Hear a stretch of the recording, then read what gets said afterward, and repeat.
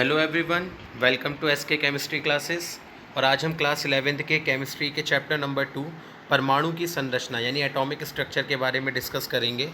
तो जैसा कि आपने चैप्टर नंबर फर्स्ट में रासायनिक संयोग के नियम पढ़े थे, उसमें पहला नियम था द्रव्य की अविनाशिता का नियम।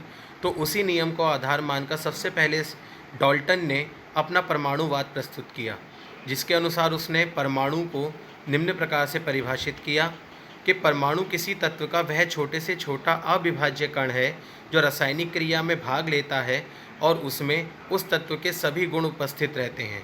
यानी परमाणु जो होता है वो किसी भी एलिमेंट का सबसे स्मॉलेस्ट पार्टिकल होता है जो कि इंडिविजिबल होता है और केमिकल रिएक्शंस में ये पार्टिसिपेट भी करता है और उसमें उस एलिमेंट की सारी प्रॉपर्टीज़ प्रेजेंट रहती हैं। इस आधार पर परमाणु की जो प्रॉपर्टीज़ थी, विशेषताएं थी, वो निम्न थी कि परमाणु को विभाजित नहीं किया जा सकता, जैसे कि डाल्टन ने अपने सिद्धांत में कहा था कि परमाणु एक सबसे छोटा अविभाज्य कण होता है, यानी इसे हम विभाजित नहीं कर सकते। दूसरा, किसी भी रासायनिक अभिक्रिया के दौरान परमाणु को ना तो उत्पन्न किया जा सकता है और ना ही नष्ट किया जा सकता है। तीसरा, किसी एक तत्व के सभी परमाणु आकार, द्रव्यमान आदि में गुणों में एक दूसरे के समान ही होते हैं। चौथा, भिन्न भिन्न तत्वों के परमाणु भिन्न भिन्न होते हैं और परमाणु आपस में मिलकर संयुक्त परमाणु यानी कि अणु का निर्माण करते हैं। इस आधार पर डाल्टन के परमाणु सिद्धांत के कुछ गुण और दोष भी थे, जिनमें अगर हम गुणों की बात करें तो चूंकि डाल्टन ने अपना यह परमाणुवाद द्रव्य के अविनाशिता के नियम के आधार पर बनाया था, तो आप स्क्रीन पर देख सकते हो गुण में पहली प्रॉपर्टी भी यही है कि डाल्टन के परमाणु सिद्धांत से द्रव्य की अविनाशिता के नियम की व्याख्या की जा सकती है। दूसरा, इससे रासायनिक संयोग के नियमों की व्याख्या भी की जा सकती है। और इसका जो दोष था वो ये था कि डाल्टन का परमाणु सिद्धांत एक ही तत्व के परमाणुओं का द्रव्यमान अलग अलग क्यों होता है, इस तथ्य के बारे में कोई भी एक्सप्लेनेशन नहीं कर पाता था। जैसा कि हम जानते हैं कि हाइड्रोजन के 3 समस्थानिक होते हैं, ड्यूटेरियम, प्रोटियम और टाइट्रियम, 1H1, 1H2 एंड 1H3। लेकिन इनमें सभी का परमाणु द्रव्यमान अलग अलग क्यों है, इस चीज़ की एक्सप्लेनेशन डाल्टन का परमाणुवाद का नियम नहीं करता है। दूसरा, एक ही तत्व के परमाणु आपस में संयोग क्यों करते हैं, अलग अलग तत्वों के क्यों नहीं करते, ये डाल्टन का परमाणुवाद इस चीज़ की भी एक्सप्लेनेशन नहीं करता था। तीसरा, भिन्न भिन्न तत्वों के परमाणु संयोजकता और द्रव्यमान की दृष्टि से क्यों अलग अलग होते हैं, इस बात की एक्सप्लेनेशन भी हमें डाल्टन के परमाणु सिद्धांत से नहीं मिल पा रही थी।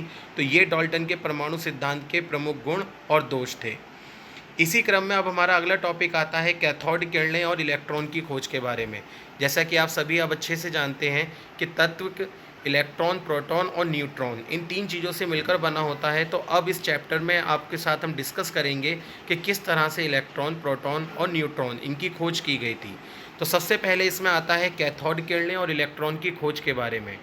तो आप देख सकते हो, थॉमसन ने विलियम क्रुक्स तथा जूलियस प्लकर के निर्वात नलिका के प्रयोग के द्वारा प्रेक्षण किया और निम्नलिखित एक्सपेरिमेंट करके अपने ऑब्जर्वेशन को ऑब्जर्व किया। जिसमें अगर हम सबसे पहले बात करें थॉमसन के प्रयोग की, तो जे थॉमसन ने 1897 में एक विसर्जन नली को व्यवस्थित किया। इस नली में कम दाब 10⁻⁻2 से 10⁻³ mm पर उच्च विभवांतर लगभग 10,000 वोल्ट लगाने पर कुछ प्रेक्षण प्राप्त करे, ऑब्जर्वेशन मिले उसे। जो ऑब्जर्वेशन क्या क्या थे, पहला था कि उपरोक्त प्रायोगिक परिस्थितियों में विसर्जन नली में विद्युत का प्रवाह होने लगता है। दूसरा, इसमें अदृश्य किरणें उत्पन्न होती हैं जो कांच पर हरी प्रतिदीप्ति यानी हरे रंग की चमक उत्पन्न करती हैं। जिसका सामान्य निष्कर्ष क्या निकला, आप देख सकते हैं। उपरोक्त प्रेक्षणों की व्याख्या के लिए थॉमसन ने बताया कि विसर्जन नली में कैथोड किरणें उत्पन्न होती हैं इतने कम दाब पर धारा का प्रवाह यह सिद्ध करता है कि कैथोड किरणें गैसीय अणुओं द्वारा नहीं बल्कि कैथोड से ही उत्पन्न हो रही हैं। यानी वो जो ग्रीन कलर की फ्लोरेंस हो रही थी, प्रतिदीप्ति हो रही थी, वो कैथोड से ही उत्पन्न हो रही थी। गैस अणुओं के आयनीकरण से प्राप्त तीव्रगामी धनायन कैथोड से टकराते हैं, जिससे इलेक्ट्रॉन निकलते हैं और ये इलेक्ट्रॉन ही एनोड की ओर आकर्षित होकर गति करते हैं और कैथोड किरणपुंज का निर्माण करते हैं।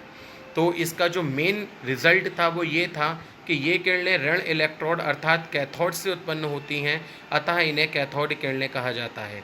तो आप डायग्राम में भी देख सकते हैं कि ये विद्युत विसर्जन नलिका है जिसमें कैथोड से ग्रीन फ्लोरेंस वाली जो रेज निकल रही थी, जो कि सामने वाली दीवार पर ग्रीन ग्लो शो कर रही थी, यही को कैथोड का नाम दिया गया। जिनकी प्रॉपर्टीज़ क्या क्या थी आप देख सकते हैं। सबसे पहली कि कैथोड किरणें साधारण प्रकाश की भांति सीधे रेखीय पथ पर गति करती हैं। दूसरा, कैथोड किरणों का निर्माण सूक्ष्म कणों से होता है, यानी बहुत वेरी स्मॉल पार्टिकल से मिलकर बना होता है। कैथोड किरणें अपने मार्ग में रखे हल्के पहिए को घुमा देती हैं, अतः कैथोड किरणें में संहति तथा गतिज ऊर्जा होती है। संहति का मतलब मास होता है और उनके अंदर काइनेटिक एनर्जी भी होती है। तीसरा, कैथोड किरणों के कण ऋण आवेशित होते हैं। चौथा, लगाए गए विभव को परिवर्तित करने पर इनका वेग भी परिवर्तित हो जाता है। पांचवा पॉइंट आप देख सकते हो, ये किरणें धातु की पतली पन्नी को भेद कर आर पार निकल जाती हैं। 6 पॉइंट, ये किरणें कांच की नली की दीवारों में हरी स्फुट दीप्ति यानी चमक उत्पन्न करती हैं। इसके बाद में कैथोड किरणों के कण का जो स्वतंत्र आवेश होता है वो माइनस का 1.602 इंटू 10⁻⁻19 कूलाम होता है, और इन कैथोड किरणों का विशिष्ट आवेश -1.76 इंटू 10⁻11 कूलाम प्रति किलोग्राम होता है, तथा यह गैस की प्रकृति अथवा विसर्जन नली में के इलेक्ट्रोडों की प्रकृति पर निर्भर नहीं करता, बल्कि सभी गैसों के लिए स्थिर रहता है, यानी किसी भी प्रकार की गैस के लिए इसकी वैल्यू कांस्टेंट रहेगी। तो इसी तरह से हमारी फिर कैथोड किरणों की खोज के बाद इलेक्ट्रॉन की खोज हुई, जिसमें अब आप देख सकते हो कि थॉमसन ने बताया कि कैथोड किरणें अति सूक्ष्म ऋणावेशित कणों से मिलकर बनी होती हैं, जिन्हें स्टोनी ने इलेक्ट्रॉन का नाम दिया। यानी खोज थॉमसन ने की थी, लेकिन इलेक्ट्रॉन का नाम उन्हें स्टोनी ने दिया था। विभिन्न पदार्थों से निकलने वाली किरणें कैथोड किरणें समान होती हैं, जिससे स्पष्ट होता है कि इलेक्ट्रॉन किसी भी पदार्थ का एक मूल कण होता है। जिसकी अगर हम विशेषताओं की बात करें तो आप देख सकते हैं, सबसे पहला, इलेक्ट्रॉन सभी परमाणुओं का मूल अवयव है। इसे सामान्य रूप से स्मॉल ई से प्रदर्शित करते हैं, और नाभिकीय अभिक्रियाओं में इसे जो दो रिप्रेजेंटेशन इसके होते हैं वो आपकी स्क्रीन पर आप देख सकते हैं, इनके द्वारा व्यक्त किया जाता है। ये ऋणावेशित कण हैं जिन पर -1.602 इंटू 10⁻⁻19 कूलाम का आवेश होता है।